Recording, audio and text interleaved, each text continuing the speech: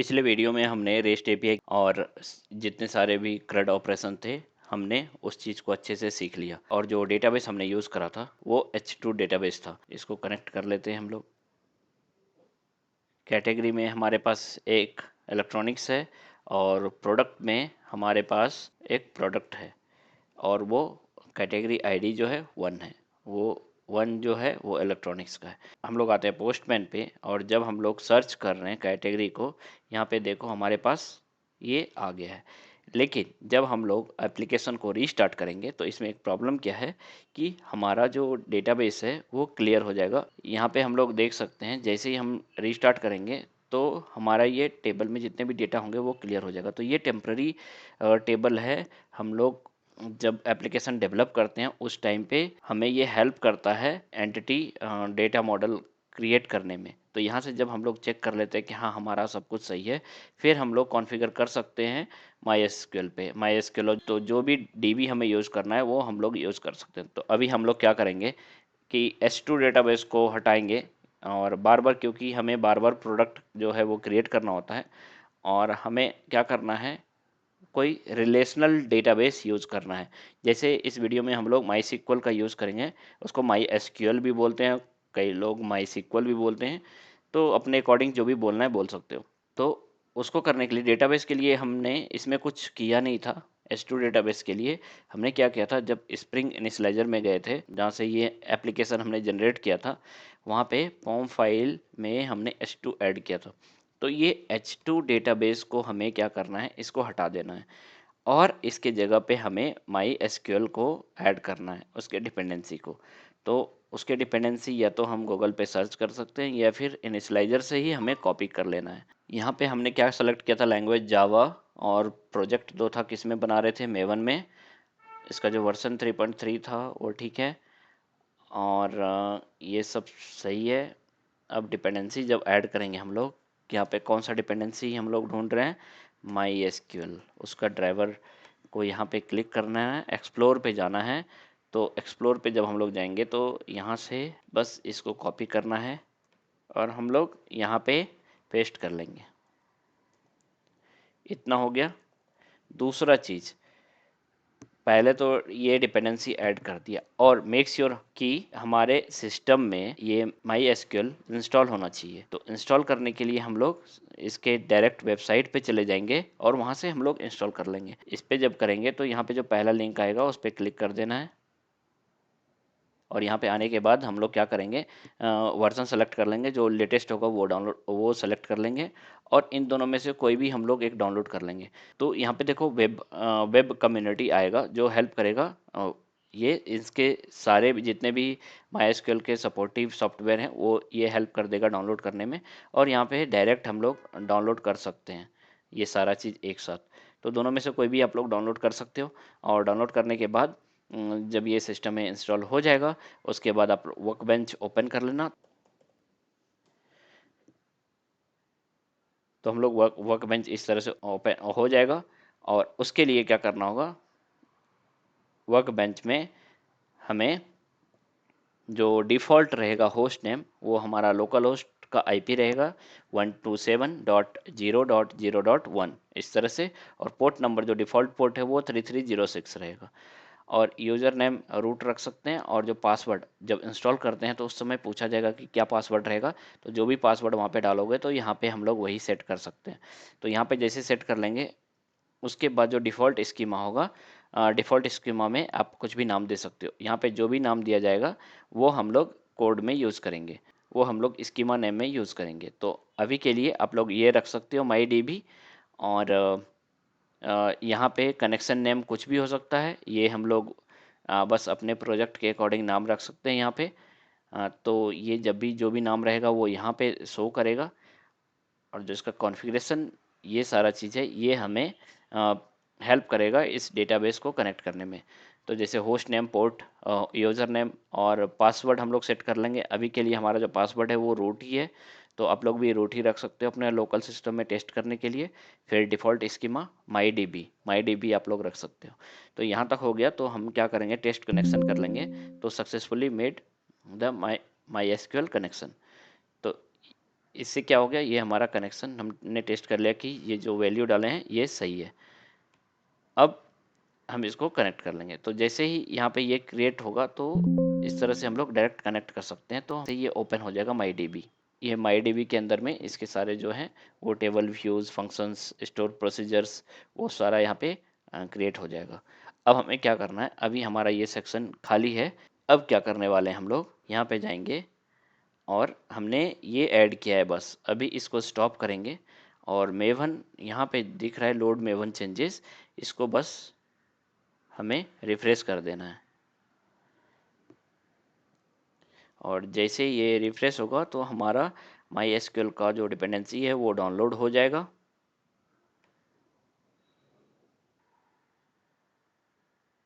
और ये हमारा कनेक्टर आ चुका है। अब हम लोग क्या करेंगे, तो ये ड्राइवर जो हेल्प करेगा हमारे माई एसक्यूएल डेटाबेस से कनेक्ट करने में, तो ये ड्राइवर हमारा आ गया है यहाँ पे। अब हम लोग प्रॉपर्टी फाइल में जाएंगे। सिंपल, या कुछ नहीं, पहला पहला स्टेप यहाँ पे ड्राइवर ऐड करना है पॉम फाइल में। दूसरा है अपने सिस्टम में इंस्टॉल करना है माई एसक्यूएल। और तीसरा है यहाँ पे एप्लीकेशन डॉट प्रॉपर्टीज़ में ये जो कॉन्फ़िगरेशन है इसको हमें H2 डेटाबेस को इसको कमेंट कर देना है और हमें माई एसक्यूएल का डेटाबेस डालना है। तो हमने कॉपी करके रखा है, वो यहाँ पे पेस्ट कर देता हूँ। तो इसको हमें याद करने की ज़रूरत नहीं है। ये स्प्रिंग डेटा सोर्स यूआरएल, सबसे पहले हमें यूआरएल का ज़रूरत होता है।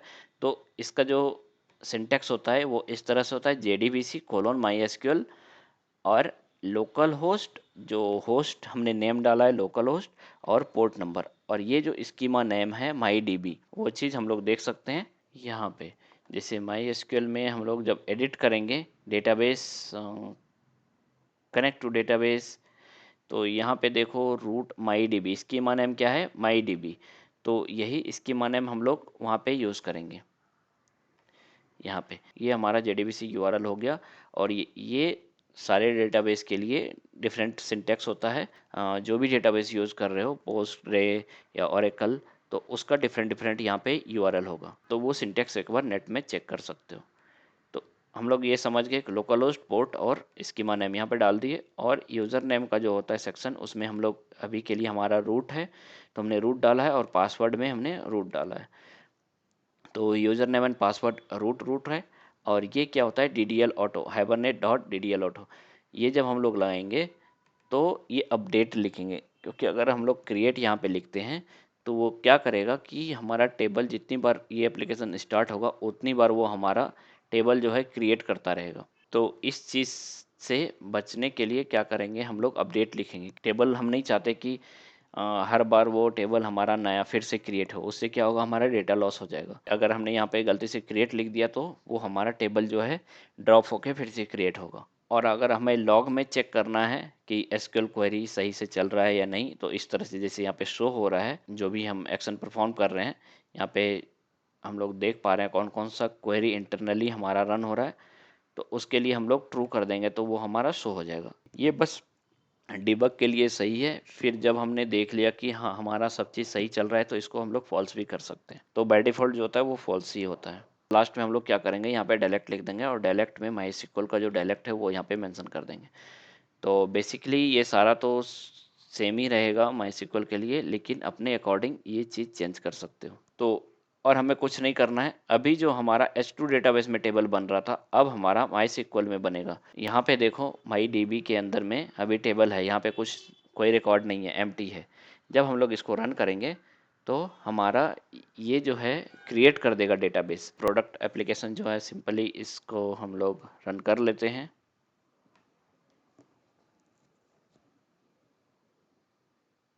अगर सारा कुछ सही होगा तो हमारा एप्लीकेशन स्टार्ट हो जाएगा इस तरह से। तो यहाँ पे देख सकते हो कि हमारा एप्लीकेशन जो है स्टार्ट हो गया है।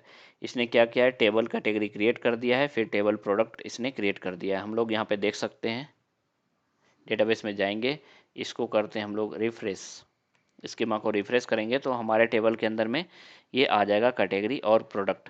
अभी देखते हैं कैटेगरी में कुछ है, यहाँ पे नल, कोई वैल्यू नहीं है, और प्रोडक्ट में भी हमारा कोई वैल्यू नहीं है। अब हम लोग इसमें कुछ वैल्यू इंसर्ट करते हैं, देखते हैं कि इसमें वैल्यू आता है कि नहीं। तो हम लोग पोस्टमैन ओपन कर लेते हैं।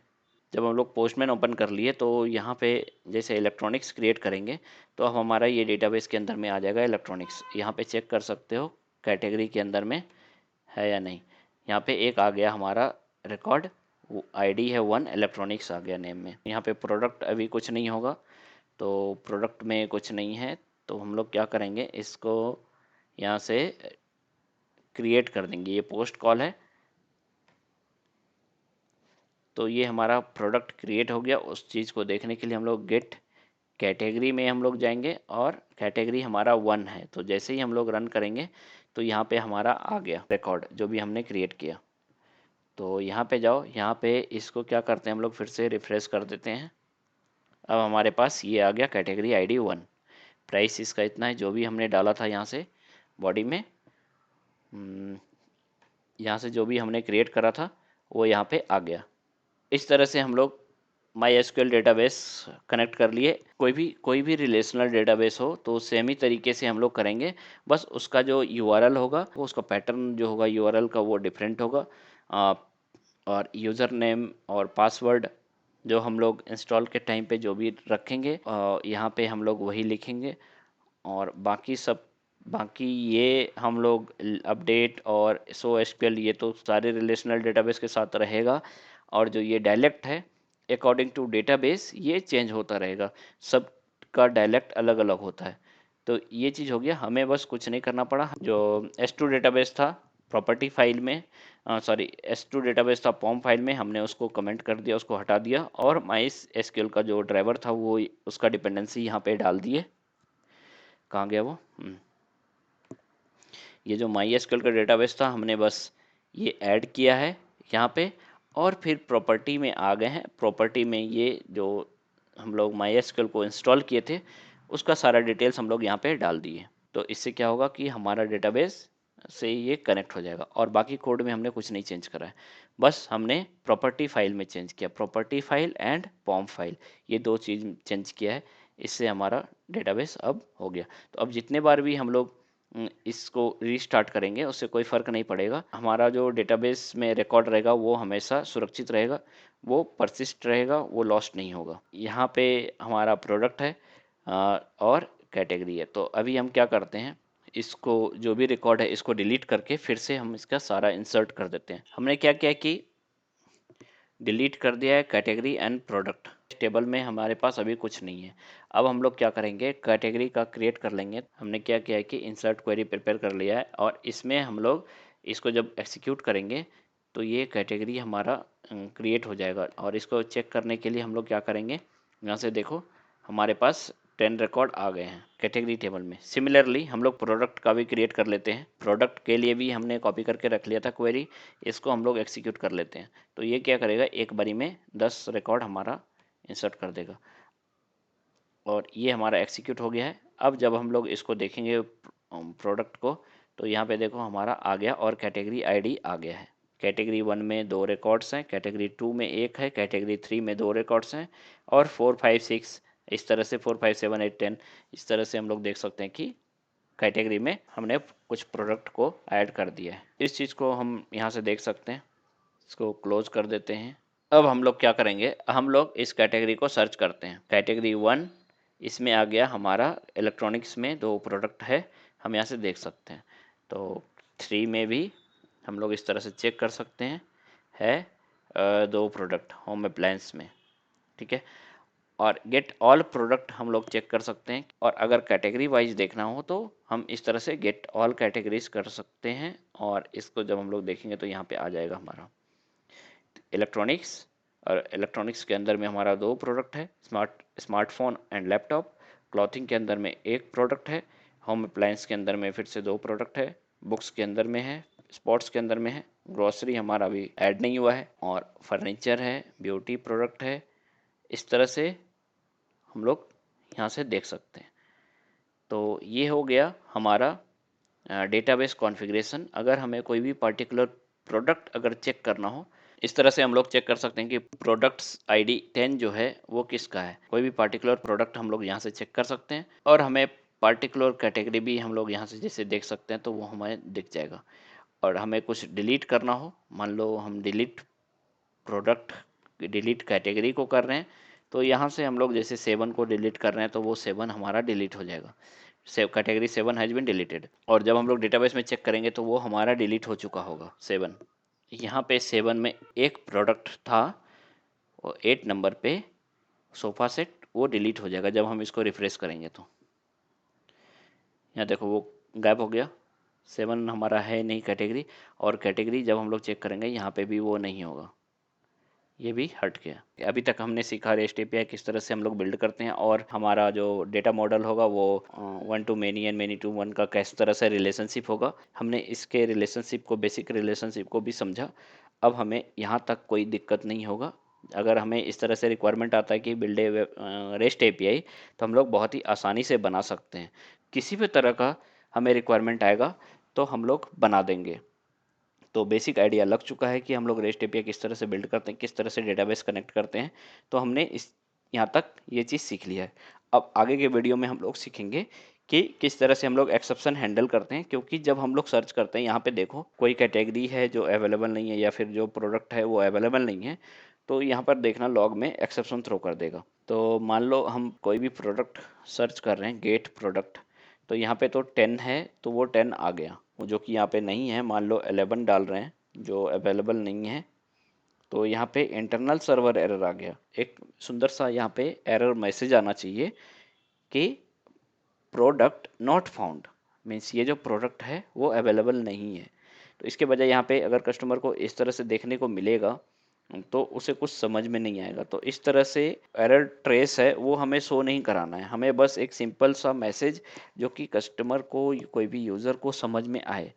तो उस तरह से हमें किस तरह से एक्सेप्शन को हैंडल करेंगे वो हम लोग नेक्स्ट वीडियो में सीखेंगे। तो आई होप यहाँ तक आप लोगों को अच्छे से समझ में आ गया होगा। ये वीडियो अच्छा लगा हो तो इस वीडियो को लाइक ज़रूर करें। अगर कुछ डाउट हो तो हमारे कमेंट सेक्शन में लिखें, हम उसका ज़रूर रिप्लाई करेंगे। मिलते हैं नेक्स्ट वीडियो में। Thank you.